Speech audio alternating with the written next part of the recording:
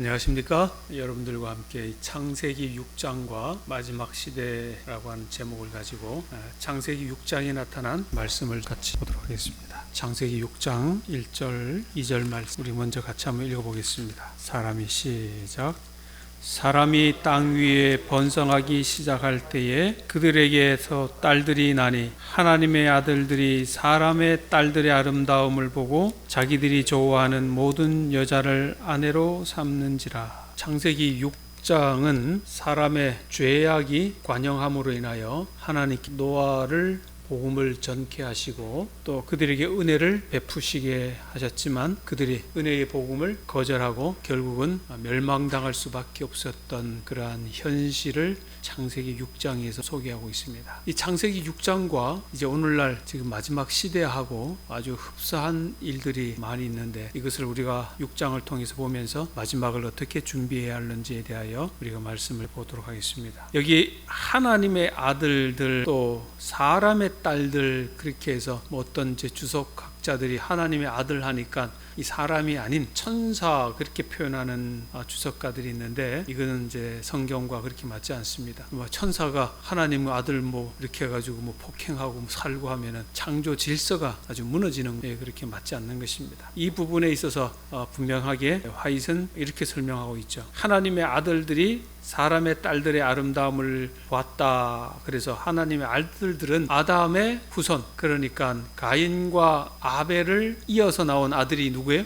셋이죠. 그래서 셋의 자손들이다 그렇게 하고 그 다음 사람의 딸들은 가인을 통해서 낳은 가인의 딸들 그렇게 화이트는 보고 있는 것입니다. 그러니 하나님의 말씀에 순종하며 살아가고 있는 이 셋의 후손들과 하나님의 말씀을 거역하고 이탈한 사람들의 후손, 그 불의를 여기서 설명하고 있는 것입니다. 결국은 하나님의 아들들, 이 셋의 후손, 하나님의 자손들이 하나님의 자손 안에서 꼴지어가고 형성되어가고 이어져 가야 하는데 관점이 달라지는 것 같습니다. 이 셋의 후손들이, 이 믿음의 자손들이 어떻게 하면 이 가인의 후손들을 보고 그렇게 아름다워할까, 그거죠. 오늘 우리가 신앙을 하는 저희 여러분들과 저도 동일한 거예요.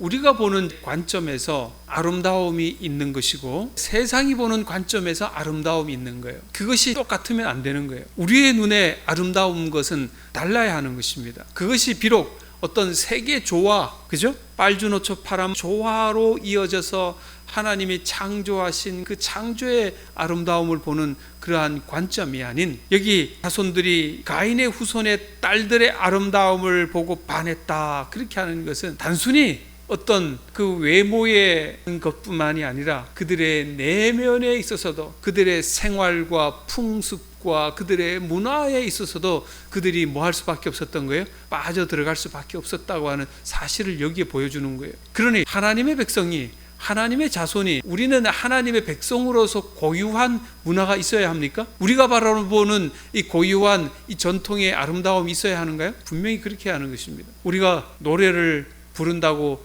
다 같은 노래가 아니잖아요. 하나님의 백성들이 세상의 노래를 그냥 마음껏 불러대면 그게 아름다울까요? 아름답지가 않은 거예요. 우리가 해야 하는 마땅한 이 정로가 있고 그런 것입니다. 그러나 여기 하나님의 아들들이라고 하는 후손들은 그러한 문화를 분명히 쫓아가지 않았다고 하는 사실을 보여주는 거예요. 그렇게 해서 여기 셋의 후손들의 아름다움에 반하여 그들과 통혼하고 여호와를 불쾌하게 여겼다 그렇게 표현하는 것입니다. 하나님이 그들의 삶을 보시고 뭐 한 거예요? 불쾌할 정도로 했다고 하는 것은 그들의 삶이 얼마만큼 저급했느냐를 분명히 보여주는 거예요. 그러니 하나님의 아들들이 그저 단순한 가인의 후손의 자녀들의 그냥 예쁜 여자를 취해서 결혼한 그러한 차원이 아님을 여기서 보여주고 있는 거예요. 하나님을 예배하는 자들 중에 많은 사람이 그들 앞에 끊임없이 이르러 오는 유혹으로 말미암아 현혹되어 죄에 빠졌다. 그들은 독특하고 거룩한 품성을 잃어버렸다. 독특하고 거룩한 품성을 잃어버렸다. 이것이 오늘날 남은 자손인 남은 백성들에게도 여전히 동일하게 적용될까요? 오늘 여러분과 저에게 가지고 있는 독특한 특성이 있습니까? 분명히 있죠. 우리가 그러한 것을 잃어버리면은 결단코 안 되는 것입니다. 그리고 여러분과 저가 가지고 있는 하나님께서 또 소유하기를 원하시는 거룩한 품성을 잃어서는 안 되는 거예요. 우리는 세상에 살지만 우리는 세상에 속한 사람이 분명히 아님을 우리가 깨달아야 하는 것입니다. 타락한 자들과 섞임으로 그들은 정신과 행동에 있어서 그들과 같이 되었다. 정신과 행동, 두려운 말씀이죠. 남은 백성의 정신과 행동, 다시 말하면 지난 시간에 말씀한 우리의 생각이 변화되어야 한다, 우리의 생각이 거룩해져야 한다 있잖아요. 그러니 이 하나님의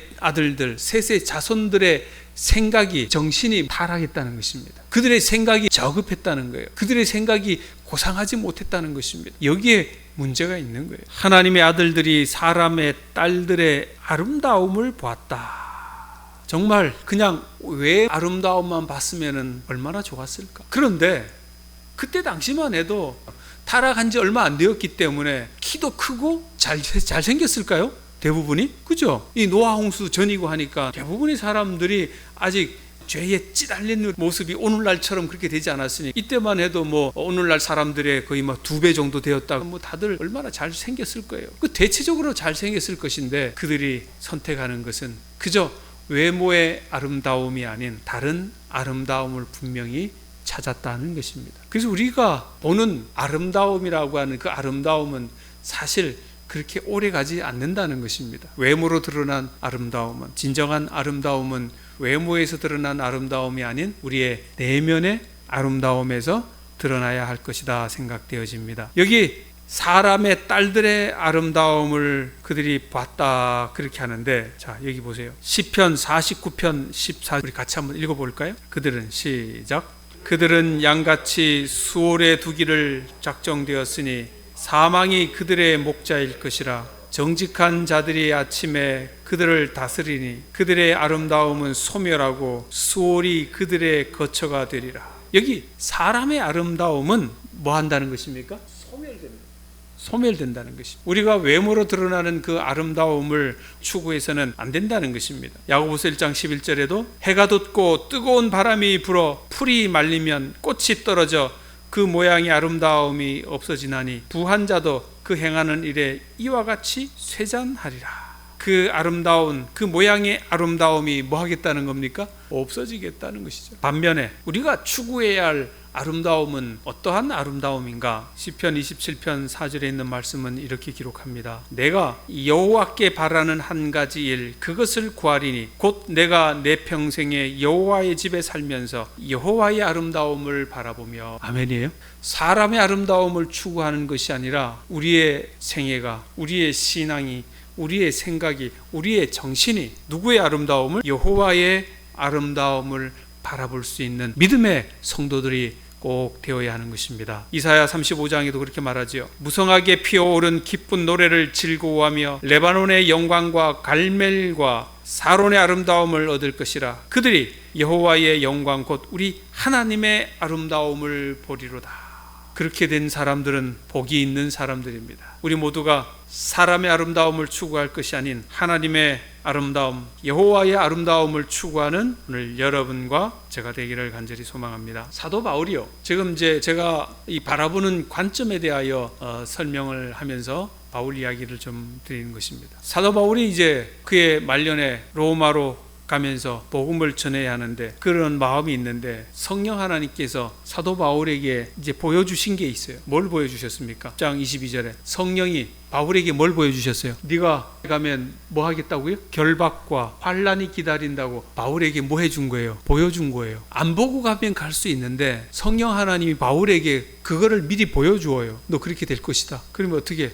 그래도 가야 합니까? 말아야 합니까? 보면은 가요? 못 가요? 못 가죠. 불가능해요. 바울은 하나님께서 그를 통하여 어떠한 고난과 고초를 당할 것을 보여주셨지만, 그러나 바울은 거기에 대하여 뭐 하지 않냐면 관여하지 않는다는 것입니다. 자기의 갈 길을 가겠다는. 우리의 믿음의 성도들이 어떤 추구하는 것이 행복을 추구하고 평안을 추구하고 그저 아름다움을 추구한다고 하는 것, 나쁜 일은 아니지만, 그러나 우리가 이 신앙하는 신앙에 떠서 늘 카페트 길만 있는 것이 아님을 우리가 알지 않습니까? 가다가 보면 좁은 길이 생기고, 가다가 보면 돌짝길이 생기고, 가다가 보면 가시도 나오고, 가시밭도 지나야 돼. 그렇습니까? 그럴지라도 우리가 가야 합니까? 그럴지라도 우리가 가야 하는 것이 여러분과 저가 가야 할 신앙의 길이라고 하는 것입니다. 하나님이 그것을 보여주셨다 할지라도 우리는 그 길로 갈 수 있는 믿음의 성도들이 꼭 되기를 소망합니다. 자, 여기 창세기 6장에 하나님께서 여호와께서 이르시되 나의 영이 영원히 사람과 함께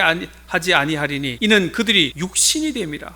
그러나 그들의 날은 10년이 되리라 하시니라. 이제 홍수가 내리기 전에 이 사람들이 악함을 보시고 하나님이 그들을 지으심을 한탄하시고, 어떻게 사람이 나빠지고 멸망하고 죄 가운데 빠져도 하나님이 생각하는 것 이상으로 이 사람들이 그 죄 가운데 빠지는 거예요. 상상할 수가 없는 거예요. 하나님께서 그들에게 은혜의 시간을 10년이라고 하는 기간을 허락하셨잖아요. 그 120년 기간 동안 노아는 복음을 전하는 것이죠. 그 기간 동안 노아와 무드셀라, 또 무드셀라의 아버지가 누구예요? 에녹이 누구를 낳았고? 무드셀라를 낳고. 그러니까 노아 홍수 전에 시대 사람들인 거잖아요. 그들이 살면서 이 죄 가운데 빠진 사람들을 얼마나 그들에게 복음을 전했겠습니까? 이렇게 살아서는 안 된다. 그러니 에녹이 300년 동안 동행했다고 하는 것은 자연 속에서 하나님하고 그냥 천연계와 벗삼아서 그렇게 동행한 것이 아님을 여기서 알려주는 거예요. 죄 가운데 죄가 만연한 그 사람들 가운데서 그가 복음을 전하며 하나님하고 동행했다고 하는 사실을 보여주는 거예요. 쉽지 않은 거예요. 노아는 방주 짓는 망치 소리 하나하나는, 그 소리 하나하나가 경고의 기별이었다, 그렇게 표현하고 있지 않습니까? 120년 동안 노아는 홍수전 사람들에게 경고의 기별을 선포했지만 회개한 사람은 단 몇 사람뿐이었다. 그래도 몇 사람이 있었어요.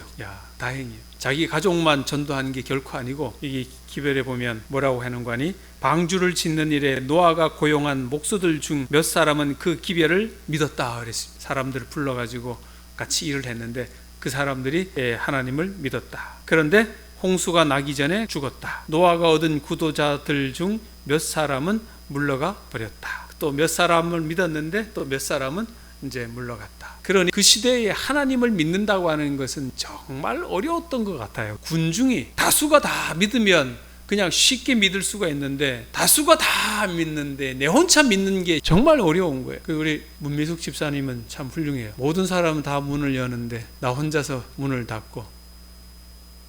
어려워요, 쉬워요? 어려워요. 그런데 결단을 하는 것이 대단한 것입니다. 우리의 신앙이 다수를 따라가서는 결코 안 된다는 것입니다. 우리 신앙하는 것은 어떻게 해요? 좁은 문으로 들어가는 사람인 것입니다. 믿는 자를 보겠느냐 그랬는데 마지막 때가 다가가면 다가올수록 믿는 자가 점점 적어질 것입니다. 여기 성경은 이렇게 말합니다. 믿는 자 중 많은 사람들이 믿음을 지켰으며 승리한 가운데 잠들었다. 노아의 가족 8사람만 하나님을 믿은 것은 결코 아니었다. 아마 그 중에 바알에게 무릎 꿇지 않은 7,000명을 남겨둔 엘리야 시대처럼 그 시대에도 분명히 또 다른 하나님의 백성들을 남겨두셨고, 그러나 그들은 또 하나님께서 잠 재우셔서 마지막 부활의 소망을 꿈꾸게 하셨음에 분명한 사실입니다. 여기 화이주석 창세기 6장 3절에 있는 말씀을 보면, 노아가 방주를 짓기 시작할 때에 믿었던 사람들이, 방주를 짓기 시작할 때 믿었던 사람들이 믿음을 잃어버린 것은 불신자들과 나눈 교제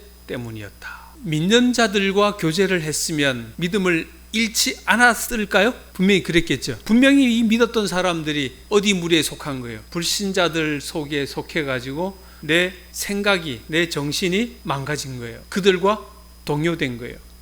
그들에게 휩쓸린 거예요. 어떻게 할 수가 없는 거예요. 그러니 하나님께서 우리를 부르시잖아요. 그들 중에 나와서 따로 있으라고. 그렇지 아니하면 내가 어떻게 해요? 그들의 생각과 사상과 그들의 문화에 빠질 수밖에 없는 거예요. 그 믿지 않는 사람들은 그들 속에 쾌락과 자랑에 대한 옛 정욕을 일깨웠다. 노아의 시대에 그리스도께서는 이런 싸움에 종사하셨다. 경고와 책망과 초청의 기별로 구세계 거민들에게 말씀하신 것은 그분의 음성이었다. 그는 사람들에게 10년간의 은혜의 기간을 주셔서 그들을 하려 하셨지만 사람들은 사단의 기만을 택하고 홍수의 물속에 멸망하였다. 사람들은 사단의 기망을 택하였다.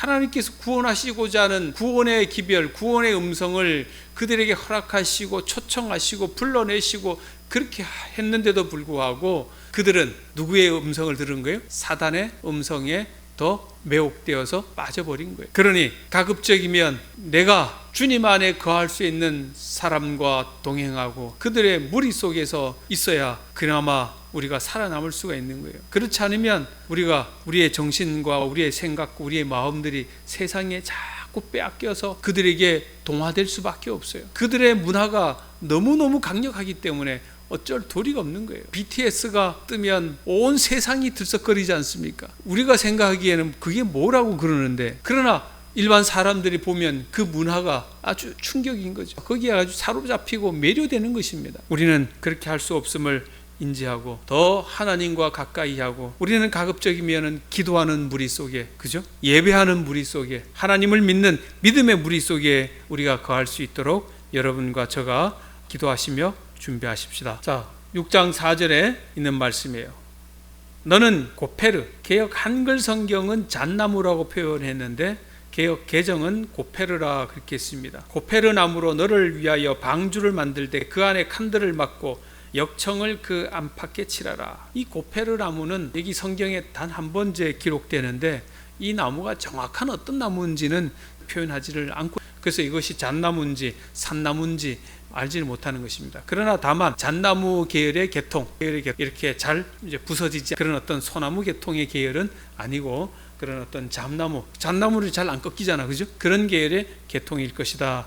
그렇게 학자들은 말하고 있습니다. 노아에게 만들으라고요? 저는 이제 이 말씀을 보면서 왜 전에는 이 말씀을 몰랐을까 그랬어요. 이번에 제가 이 말씀을 보면서 깨달은 게 있어요. 아주 그냥 눈에 확 들어오는 거예요. 전에는 하나님께서 노아에게 방주를 지으라고 그랬는데 그 방주에 짓는 목적이 사람들을 구원해가지고 거기다 태우라고 하는 줄 알았어요. 그런데 여기 보니까 너는 고페르 나무로 뭐를 위하여? 너를 위하여, 너 자신을 위하여 방주를 지어라. 결국은 그 방주에 누가 사는 거예요? 자기가 살고 자기 가족이 사는 거잖아요. 결국은 자기와 자기 가족이 사는 거예요. 120년 동안 복음 전했으니까 우리가 흔히 알고 있는 것은 방주를 몇 년 지었다는 겁니까? 그냥 120년 지었다 이렇게 표현하는 거예요. 뭐 110년이 될 수도 있고 100년이 될 수도 있고 하긴 하지만 배를 짓는데 20년을 지었는데 힘들었을까 안 힘들었을까요? 사람들을 고용해가지고 내고 짓고, 그 다음에 주변의 모든 사람들은 다 뭐 하는데 손가락질하고 반대하고 미친 뭐라 그러고 바보 뭐라 그러고 그 누구도 찬성하는 사람들이 많이 없는 그런 상황에 그는 하루 이틀도 아니고 10년을 그 일을 한 것입니다. 쉬울까요? 어려울까요? 그냥 갇혀져 있는 집안에서 그렇게 한다고 하면 이해가 가요. 사람들이 안 보니까. 그러나 이 방주는 어디에 있는데 모든 사람들이 보는 공간, 주변에서 얼마나 반대하는 거예요. 120년을 이겨낸 거예요. 그래도 방주 지어야 합니까? 누구를 위하여? 여기 말씀에 의하면 나를 위하여. 그래서 오늘 여러분과 제가 보는 것은 우리가 하나님의 일을 하는데 꼭 내가 하나님을 위하여 일하는 것처럼 느껴지지만 결국은 그것이 누구를 위한 일이에요? 나를 위한 일이에요. 믿으셔요? 아멘입니까? 오늘 하나님께서 나에게 방주를 지으라 그 말씀은 나를 살리기 위하여 하나님께서 그 말씀을 하시는 거예요. 어떻게 될지 저도 아무것도 모르긴 하지만 하나님께서 나에게 뭔가를 한다고 뭐 하라 그러면, 방주 지으라 그러면 우리가 어떻게 해야 합니까? 목사님 저 안 할래요? 끝나는 거예요. 그건 이미. 하나님 저 안 지을래요? 그러면 끝나는 거예요. 결국은 자기도 망하고 그 가정이 망하는 거예요. 안 지었다 그러면. 방주 지어야 합니까? 하나님이 지으라면 지으셔야 합니까? 지으셔야 되는 거예요. 거기에는 수많은 아픔과 수많은 주변의 모함, 그런 것들을 다 견뎌내고 이겨내고 그 방주를 짓는 이 노아를 보시기 바랍니다. 얼마나 대단하지 않습니까? 오늘 여기 오신 분들은 이 말씀의 의미를 깊이 받아들이시기 바랍니다. 당시에 땅에 네피림이 있었다 그랬는데 뭐 여기서 네피림은 이제 뭐 거인족들을 가리키는 말이 합니다만, 여기 그들이 용사라 고대의 유명한 사람이었더라. 여기서 유명하다고 하는 이 말이 뭐 그냥 명성적으로 유명한 것은 아니라 어떤 재능, 기술, 기능 그러한 쪽으로도 그들은 아주 유명했다라고 볼 수가 있는 것입니다. 그 말씀을 이제 화이트 주석에는 이렇게 표현하고 있습니다. 하나님께서는 저주 아래 신음하고 있는 대지 위에 힘들여 노동하는 사람들의 짐을 가볍게 해주시려고 기구들을 만드는 재능을 가진 사람들을 일으키셨다. 기구들을 만드는 사람들을 하나님께서 허락해 주신 거예요. 그 사람들이 더 쉽게 일할 수 있도록. 하지만 발명품들이라고 모두 다 하나님께서 함께 하신 것은 아니다. 사탄은 광범위하게 사람들의 마음을 지배하고 움직여 새로운 발명을 하게 하고 이로 인하여 하나님을 잊어버리게 해왔다. 어떤 말씀에 눈에 들어옵니까? 발명품이라고 하나님이 원하시는 바가 아닌 거예요. 그 새로운 발명품으로 인하여 누구를 잊어버려요? 하나님을 잊어버리는 거예요. 이게 여기에 사단의 목적이 있는 거예요. 분명히 사단의 목적이 있는 거예요. 오늘날 스마트폰이 참 놀라운 발명이잖아요. 그런데 사단은 또 이것을 통하여 뭐 한다는 겁니까? 하나님을 잊어버리게 하는 거예요. 참 큰일이잖아요. 우리가 스마트폰을 통하여 하나님 복음 전도 사업에 많이 활용하기도 하지만, 그러나 사단도 이것을 통하여 하나님을 잊어버리도록 하는 일에 아주 적극 활용하고 있는 거예요. 심각합니다. 심각해요. 여호와께서 사람의 죄악이 세상에 가득함과 그의 마음으로 생각하는 모든 계획이 항상 악할 뿐임을 보시고, 분명히 기록되어 있죠. 그의 마음에 뭐가 악하다고요? 생각이 악하다고요. 좋은 일을 꾸미지를 않아요. 우리의 생각이 가득한 거예요. 근데 모든 것이 다 악한 것이에요. 기호와 정욕이 이성을 지배하였고 자아는 그들의 신이 되었으며 지극히 높으신 자를 아는 지식은 타락한 정욕의 이기적 방종으로 거의 사라져 버렸다. 오늘 제가 여러분들에게 말씀드린 것은 하나님께서 노아를 부르셔서 노아를 택하셔서 그로 하여금 일하게 하신 것은 하나님께서 나를 구원하고 나를 살리게 하시기 위하여 하셨다고 하는 사실을 여러분들이 꼭 기억하고 우리가 믿음에서 승리하는 여러분과 저가 되기를 간절히 소망합니다. 우리 하나님 아버지, 이 마지막 시대에 살아가는 저희들에게 다시 한번 주의 말씀으로 일깨워 주셨사오니 감사드리옵나이다. 노아 시대에 그 사람들이 범죄하고 하나님을 떠나고 사탄 마귀에 현혹되어 하나님을 잊어버린 일들이 이제 머지않아 또 우리의 시대에도 동일하게 적용되는 것을 알려주셨습니다. 하나님, 저희들 정신을 차리고 믿음 안에서 거하는 저희들 되도록 하나님 도와주시옵소서. 사탄 마귀의 유혹에 또 현혹되지 아니하도록 하나님 도와주시옵소서. 아버지 하나님, 이제 저희들 돌아오는 안식일에 또 새로운 2년을 위하여 직원을 선정할 선거위원을 선택하는 안식일이 됩니다. 일에 거룩한 성령 하나님 함께 해주시고 주님의 뜻 안에서 주의 부르심 받은 사람들을 잘 선택할 수 있도록 하나님 은혜 내려 주시옵소서. 침례받은 세 분에게도 하나님 은혜 내려 주시고 그들이 모두 믿음으로 승리하는 귀한 자녀들 되도록 도와주시옵소서. 우리 주님 예수님의 이름으로 기도드리옵나이다. 아멘.